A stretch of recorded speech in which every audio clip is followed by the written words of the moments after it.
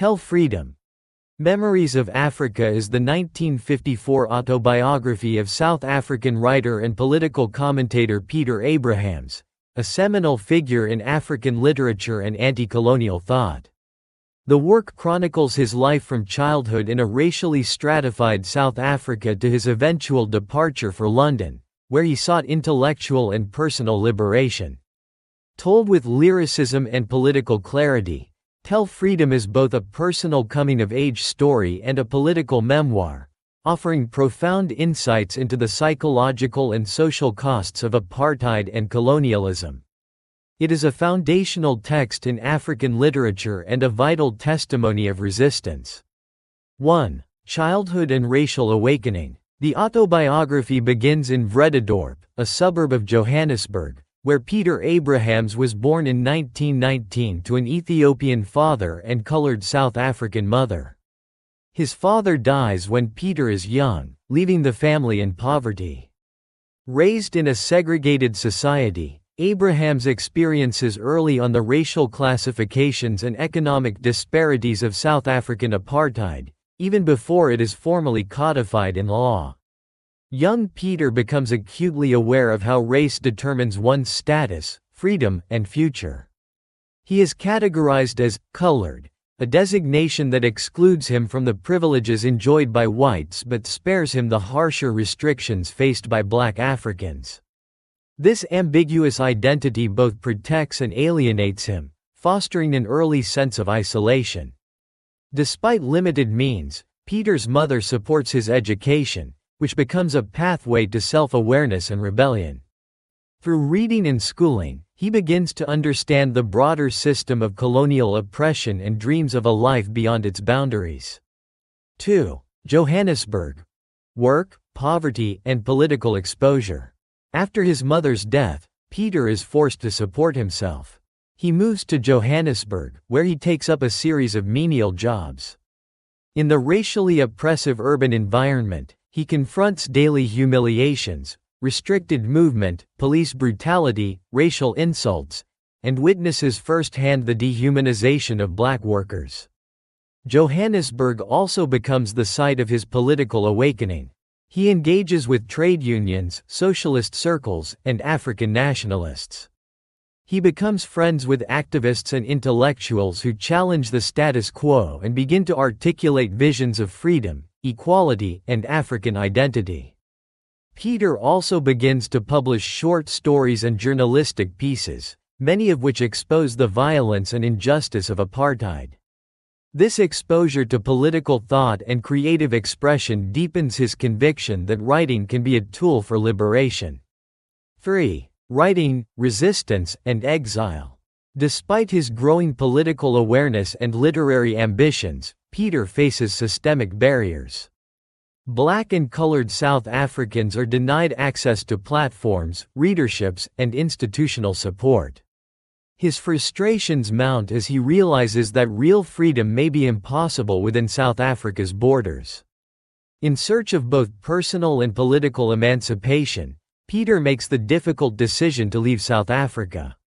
In the early 1940s, he travels to London, where he immerses himself in a new world of anti-colonial activism, cosmopolitan thought, and literary culture. The autobiography ends with Abrahams's departure, but not with escape or abandonment. Rather, he sees himself as a voice for Africa abroad, telling the world about the realities of colonial domination and the struggle for dignity and freedom. Analysis. 1. Autobiography as political testimony. Tell Freedom is not merely a personal memoir. It is a collective narrative of oppression and resistance. By telling his own story, Abrahams seeks to represent the voiceless millions whose lives are shaped by systems of exploitation.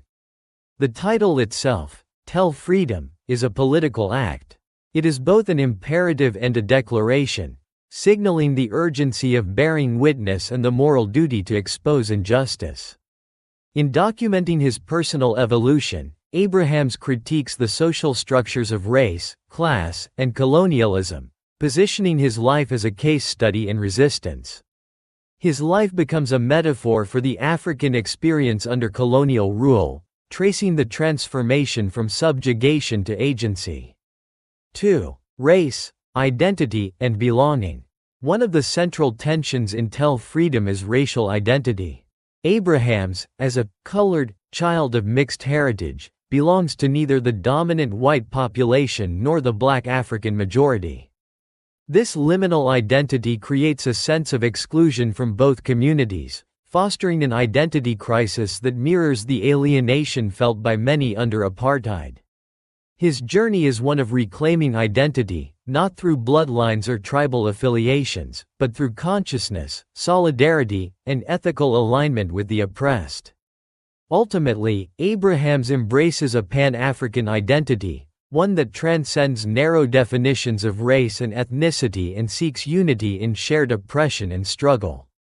3. Education as emancipation. Throughout the narrative, education, formal and informal, plays a pivotal role in Abrahams's development. Reading becomes an act of defiance.